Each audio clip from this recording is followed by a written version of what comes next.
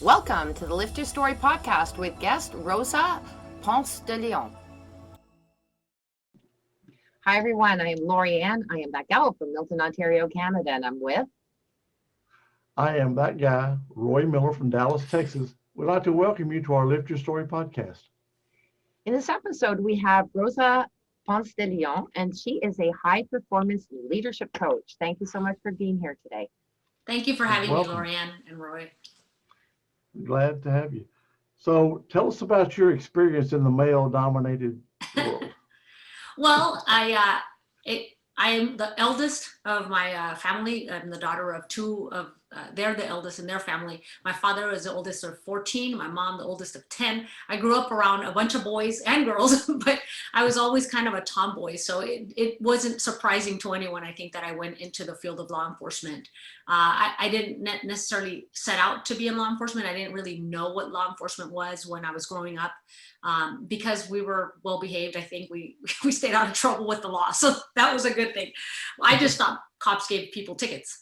But while I was in college, I ended up in an internship where I learned that there's so much more to police work. And before I graduated, one of the sergeants suggested, maybe you should apply. And I kind of on a whim went for it and ended up loving it. And I've enjoyed every minute of my career. It obviously has had some challenges. But most of the challenges have been in the area of personal growth as it pertains to leadership. There came a point where I decided that it was time to start promoting. I knew that I was being viewed as a leader already, and it just made sense to make it formal. But I wasn't necessarily succeeding and placing very high in the testing process. And one person reached out to me and said, "Hey, you might want to check out this coach. You might benefit from this." And so I set up an appointment, and one of the marking moments for my career was when that coach asked me the question as part of the preparation of what is leadership to you, or what is a leader? And I said, well, he's someone that does A, B, and C. And he just reflected back to me at that moment, because I still didn't catch it, that I just said that a leader was a he. And I said, oh, I did. And I realized at that moment that I had been disqualifying myself from being a leader, because I had this image of what a leader looked like, and it looked nothing like me. And I made the decision that if people were to see what I believed I looked like as a leader, I needed to show people what that was. And so I kind of took a step back from the way I was doing business. I stopped trying to do what people thought was needed, and instead just decided, what do I think about things, and what kind of leader am I? And so that journey was very involved, but it was very fruitful, because now that I am in a formal role and I'm leading a new generation of people coming into the workforce, there's a ton of disruption going on, obviously, to our industry. And we need leaders that care about people. And that's the kind of leader that I've become. Wow. So your mindset was holding you back. Totally. I just, I was just a hard worker. I was industrious. I went in and was a professional. There were standards, obviously, in the academy. There's a lot of things that we need to get done, jump through a lot of hoops to become certified, obviously. And it's necessary and it's important. And I never wanted my gender to be anything different. I didn't want to be treated any different than the guys. I think most women that join the workforce feel that way. And I've been honored to work with a lot of great, amazing women. And we all just go with the flow and get our job done. We don't need anything extra. But definitely there's something to be said about what we bring to the workforce that is very different than the males bring. I mean, we are different. There's biological evidence about it, and also some psychological differences that have been presented in some of the studies that are out there.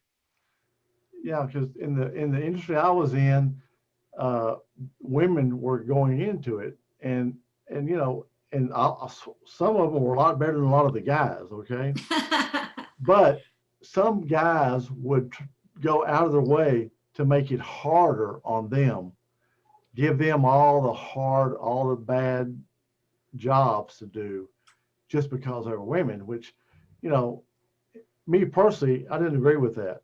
I don't care, man, woman, black, white, green, purple.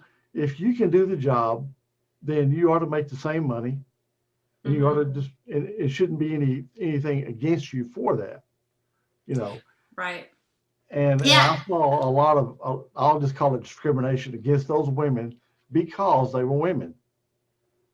I think a lot of it is, there's another story that I'll share with you in a minute, but I think a lot of it is just men feel comfortable around each other. They feel safe. Many people wouldn't look at this, but as a woman in intuition type of thing, some of the men are scared, and they want to know that the woman that's next to them working is going to be able to protect them if there's danger.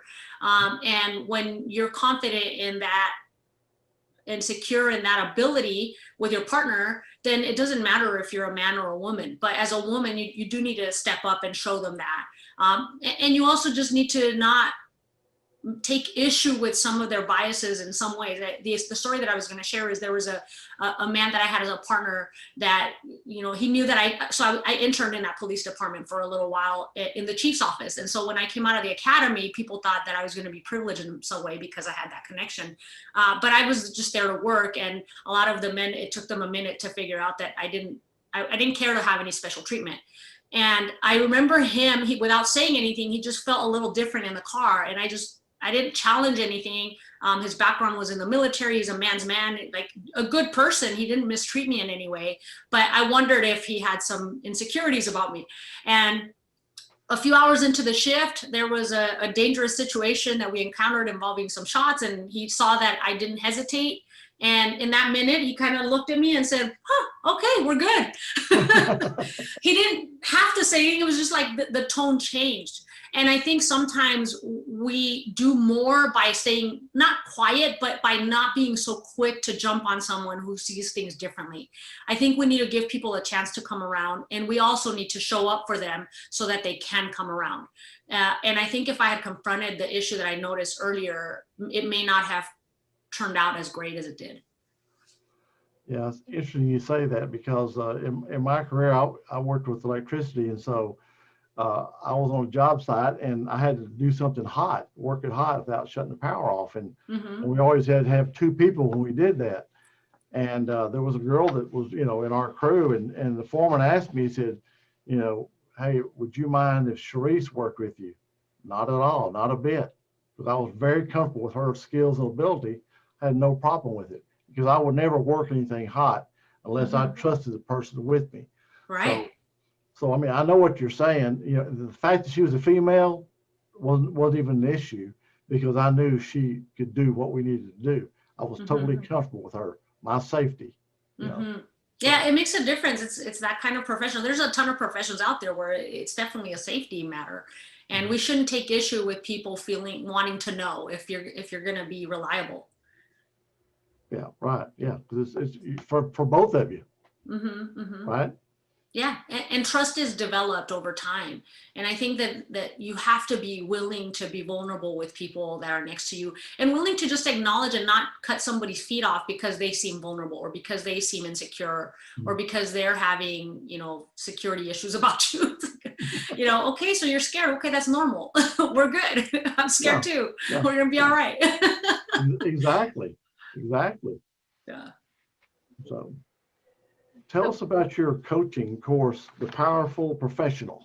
Yeah, we've had that for a minute. We went. So one of the biggest things that motivated me to become a coach is I looked around at the workforce in my industry and talking to other professionals in different industries, and I realized that we were facing some of the same leadership issues. And it is that there's a lot of control that exists in some leadership where people are in an organization where they don't have the authority or the flexibility to really innovate. They feel like they're in a little box, and it comes down to a lot of risk aversion on behalf of leadership because people are afraid to get things wrong. And a lot of businesses are not surviving through all these disruptions that we're seeing in the world. And a lot of it is just a lack of leaders who have the foresight to say, you know what, I'm going to develop my team and be ready for what's coming ahead and prepare instead of just playing it safe. And so I wanted to put on a course that would help people that were like me, where I was struggling and promoting and I was hitting a ceiling, and I was able to just step back and go, but what do I bring to this, and how can I market myself so that people understand that I may be a little different, but what I bring is needed and what I bring is valuable. And a lot of the things are not tangible, especially in my industry. You know, you want the people that can do the bells and whistles and all that crazy technical stuff, which I knew how to do, but really I felt that my biggest value was with people, with understanding interpersonal relations, with understanding that sometimes people are hurt and we want to correct an issue, but we have to deal with the fact that they have been mistreated and feel hurt, and you're overlooking that and you want this person to be corrected, but you're not dealing with the issue that's preventing that change. So a lot of things that we respond to, it's per policy, it's all appropriate, but if you look at it on the human side, it's not working. So let's step back and just be human for a second. Let's remember that these are people. You know, those are the type of leadership decisions that I was able to see very differently. And when I could weigh in, I did weigh in. And there were cultural issues that we had that prevented a new workforce of young officers coming in from being safe and psychologically feeling safe in making decisions. We're being scrutinized a ton. Everything is televised. Nothing is left to the officer to have to explain. And so they're coming into a world in policing that I never had to face. And we needed to go out of our way to provide that safety for them so that they can make mistakes while we're in the workforce with them before we all retire. We want to be able to give them that security of knowing you're out there, but you're not alone. Let's not pick on you when you're messing up, basically. So in my teams, I was able to change the dynamics of how we ran the team. And I wanted them to feel comfortable taking risks and making decisions on their own based on their limited experience. And then we could kind of discuss some of those things. So I made the decision that I was going to change the culture in my team, and that little by little, those people that worked with me would be able to have the strength to challenge peer pressure where it was needed.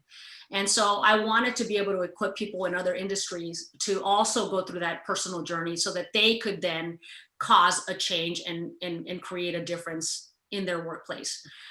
And from there, I realized that I can't eliminate the involvement of the CEO, because we can fix the people, we can give them all the tools so that they're healthy. But if they're coming back to the same environment every time, they're just on the defense every time, trying to get better, trying to just survive. And that's not healthy. So I've now transitioned my coaching practice into more of a consulting service where I could come into a small business and assess what you have in your company, and then work closely with the CEO to basically turn it around. Yeah, I know everybody that's in a leadership position is not necessarily a good leader. That's true. Because I worked at a company where the manager, the nicest guy you ever want to meet, smart, but he had absolutely zero people skills. So true. And I find that a lot with the guys. Again, they feel comfortable. He's a nice guy, but he's a nice guy. And I'm like, but he's a crap leader. Okay? You don't need to make him a supervisor just because he's a nice guy. So, and I think they're nice people too. I agree with you, but we need to be more responsible with who we promote so that people that are impacted by that leadership, that we don't have to cash in on a bad investment later. I would imagine though the CEOs are still coachable too. I mean, if they are lacking certain leadership qualities, that those can be instilled in them through coaching. Sure. I work with small businesses that a lot of them are super sharp at the technical aspect of what they went into business. They're successful. But where I come in is I'm able to read the people in the business. So let's ask some questions. Let's really get in there and figure out what's going on underneath this. Are you truly getting the truth in a meeting? Are people really speaking up? Are they comfortable challenging you? Are they bringing up issues to you? Or are they afraid to give you problems? Are they able to give you ideas of theirs that you can work with them on so that it can become what it needs to be? In other words, there's a lot of people that come up with bright ideas and the leader will say, well, that's not for right now, or like super quick to shut them down, and you're quickly eliminating any type of communication moving forward. Everybody's just going to agree from now on. So there are a lot of those situations that happen. You may be a controlling leader without meaning to.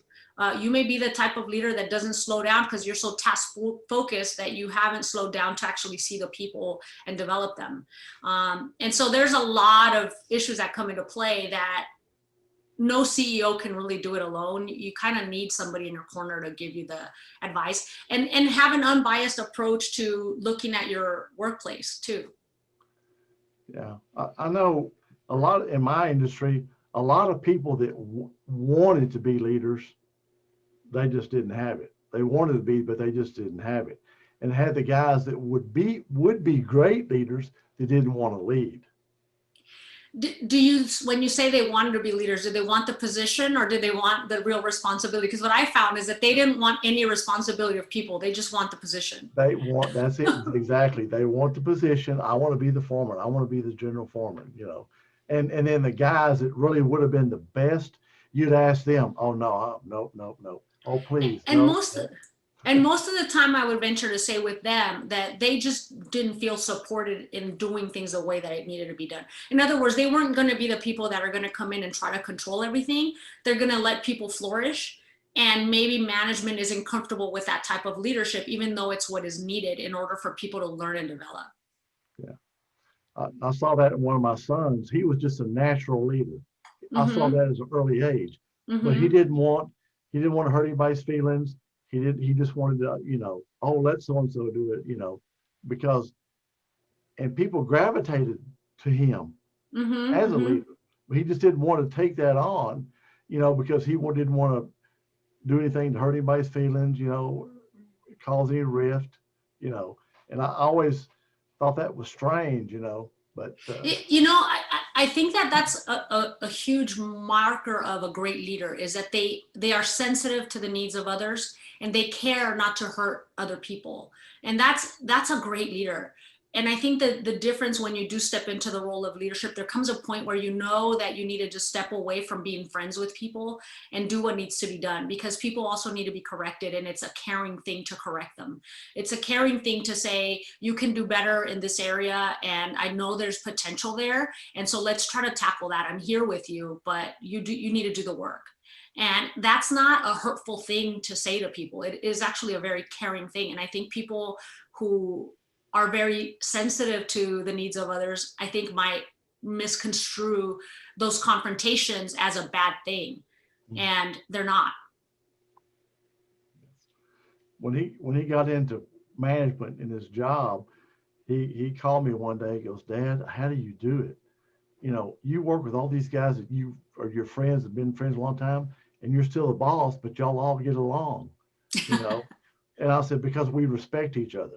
Exactly. And I said, you know, I'm pretty straightforward with them. If they're not doing what I expect them to do, I'll tell them, you know, and they understand, you know.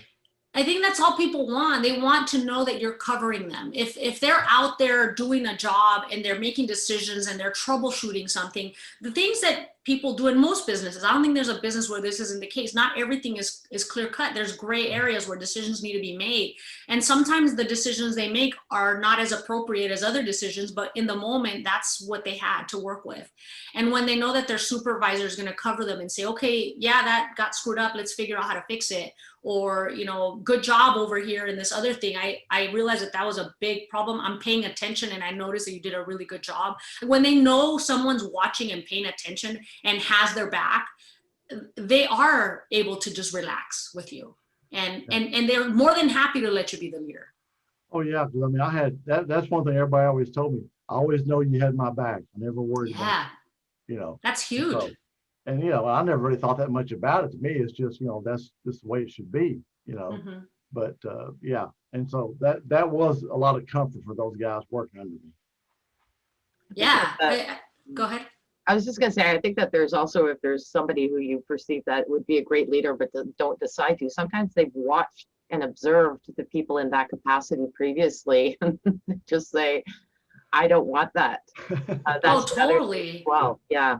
Or they don't want to be peers with those people. Like, oh, that's not my circle. Yeah. I don't need that aggravation. Yes, I'll be the oddball. I don't know if I want that. I remember my father telling me, he was a general manager, and then they moved him into vice presidency, and he said that there were times that he wished that he had never moved up one because his favorite position was as a general manager, and it wasn't as political. He said that that's where as you move in there, and certain people who are good with politics, it works for them.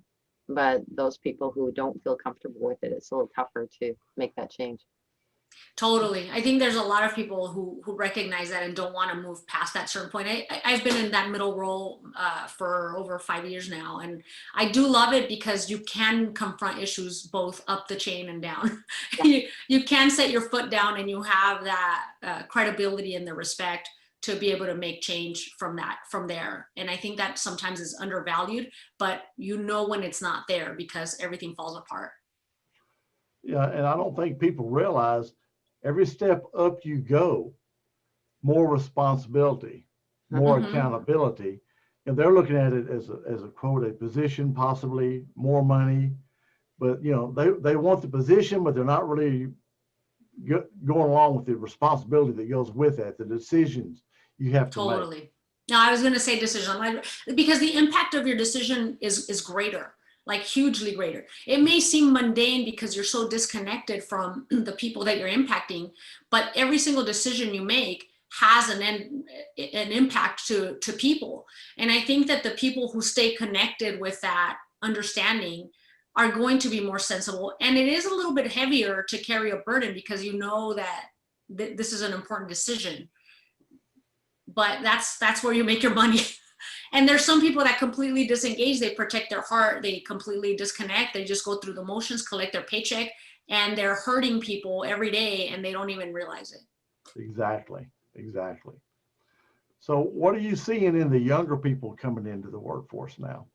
I'm seeing a workforce that is full of dignity. They aren't willing to compromise their values, and they aren't willing to compromise themselves and be mistreated, which I love.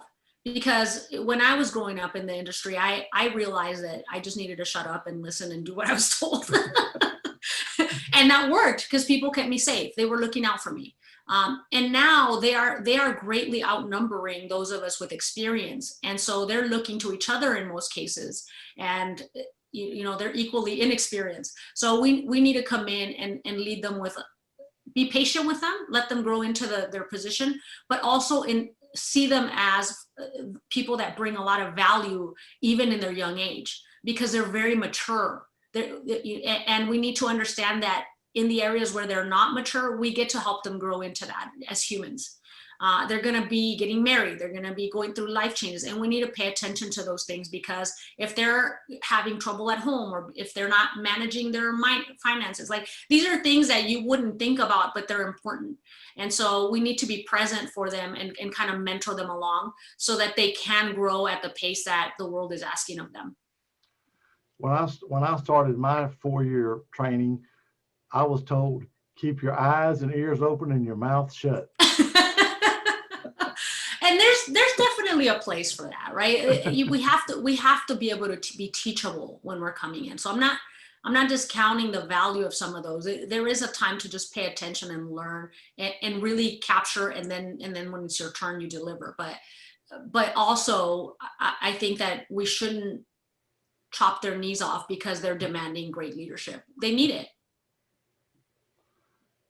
Yeah, it's a total different world now. Yeah, for sure. And I think that what I'm seeing is a lot of people leaving the big giant corporations, and they're wanting to go off on their own, and they're saying no to the burnout. They're saying no to the control, and they're wanting to go off on their own. And this is where I feel like there's a couple things happening. One, they're going out there, like I said, and they're technically skilled and they're successful, but their leadership they may have never learned the leadership traits. And then secondly, they might be finding that there's some wounds from the past that are surfacing for them. So even though they might have the right instincts to lead people, their impact and their effectiveness is compromised because they're perceiving things from their people that maybe aren't there. Maybe they're saying, hey, I've seen this before, and I'm back to where I was back there, and I thought I had dealt with that. And so your lenses are a little bit unclear, and it's based upon the fact that you just haven't been in this new space long enough to understand how you're really showing up. Yeah, we started, pretty much when I started, it was pretty much a 40-hour work week. By the time I retired, it's a 60-hour work Oh, week, geez. Yes. minimum.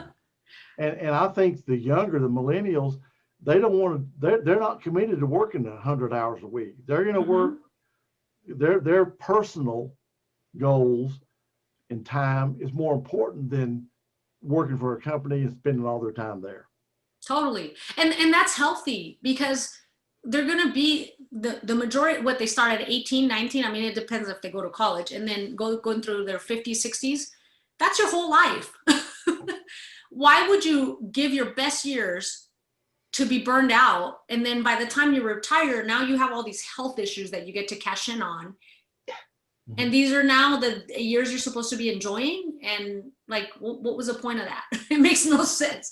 I think it's possible to have it all, have the great life. And also, I think we overvalue the amount of time we need to put in to do something great. And I think when you complement that work effort with rest effort, you actually are more effective in the hours that you do bring. So, it's not a matter of just, squeezing water out of a rock all the time. Well, you got to let people have something to give. It's kind of like they say on your deathbed, you don't ever look back and say, boy, I wish I could spend some more time at the office. It's true. I think we need to appreciate the fact that tending to those human needs and contributing to the performance enhancers of rest, exercise, all the things that we maybe aren't making time for because we're so drained emotionally and we're so drained physically that we actually don't do the things we really need. And I think employers that are sensitive to the human needs of their workforce are going to see more high performing teams that are full of trust, that can handle and be resilient during disruption, that can stick together, that are well rested and can say, okay, we're going to roll up our sleeves because this doesn't happen all the time, but it's happening now. So we're going to roll up our sleeves and work that 60 hours. And we're going to pull through and we're going to get past this. And then they're going to get to come back to a place of rest. Like they're okay with those fluctuations in the workforce because it's not this just give. Just like our previous guest, and play. Yeah, play is important. Play is yes, it really is. And I think, you have morale committees in the military. You have different things because we understand that morale is a huge force multiplier. You would rather have a lean team that is cohesive and full of trust than a ton of people working 50 hours a week and not getting the same results. There's value to being effective with the small number of people that you have. Yeah. There's a reason why span of control is kept at about 5 or 6 people. Yeah. Well, Rosa, how can our listeners reach out to you? Well, my website's a little bit under an overhaul because we just pivoted our business, but it's rosaponcedeleon.com. And for the listeners who enjoy podcasts, such as this amazing podcast here that I get to be a guest on, you can catch me at Powerful at Work, where I host also some guests and share some of the knowledge on leadership that is needed in the workforce. Perfect. Thank you so much. Really appreciate your time. Thank you for having me. It's been a real... really enjoyed it. It was very entertaining. Same for me. Too. Thank you. Too. All right. Well, thanks for being with us. Thank you. Bye-bye. Bye. Thank you for listening to this episode. Be sure to visit us at lifterstory.com.